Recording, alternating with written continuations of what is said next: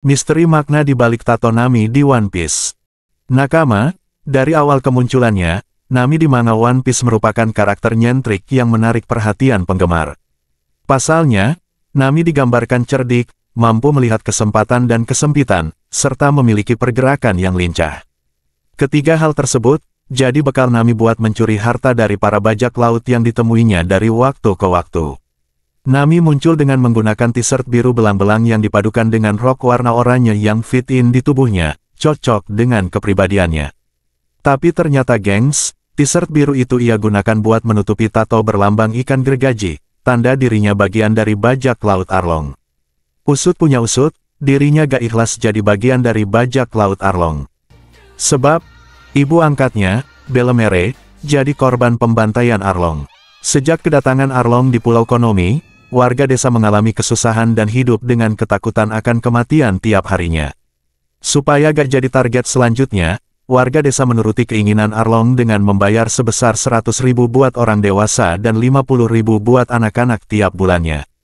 Makanya, perempuan berambut oranye itu terpaksa jadi kru bajak laut Arlong buat selamatkan warga desa Chochoyashi, tempat ia lahir dan besar di sana. Setelah dirinya diselamatkan Luffy dan kawan-kawan dan mengalahkan Arlong, barulah Nami secara resmi mau bergabung dengan Luffy sebagai navigator kelompok bajak laut topi jerami.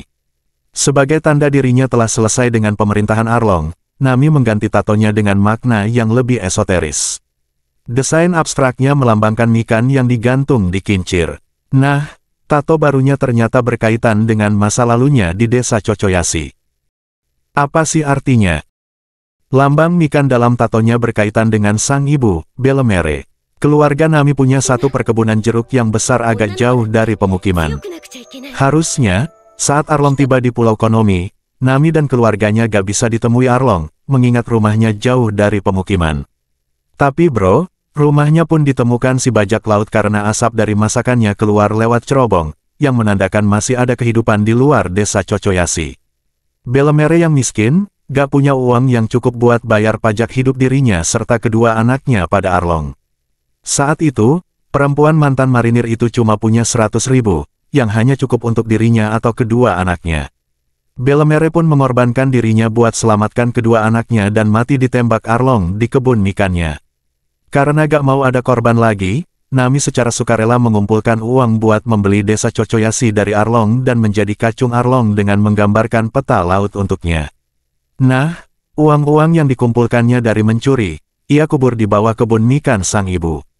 Makanya, mikan merupakan hal yang penting buat Nami.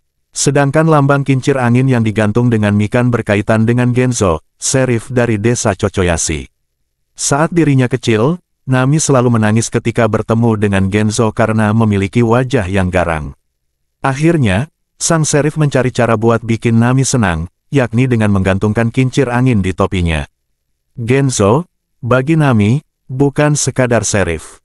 Genzo memeluknya, menghiburnya, dan mengerahkan seluruh desa buat hentikan kekejaman Arlong meski harus mati saat mencobanya. Bahkan, sejak kecil Genzo gak pernah absen buat nunjukin kasih sayangnya pada Nami. Barulah ketika Nami memutuskan pergi dari desa dan bergabung dengan bajak laut topi jerami, Genzo menurunkan kincir angin yang selama ini menggantung di topinya, dan menaruhnya di dekat makam Belemere. Gimana nih nakama? Sekarang udah paham kan kenapa Nami memilih mikan dan kincir angin buat jadi tato pengganti Jolly Roger-nya Arlong? Bagus nggak menurut kamu? Coba ditulis di kolom komentar ya.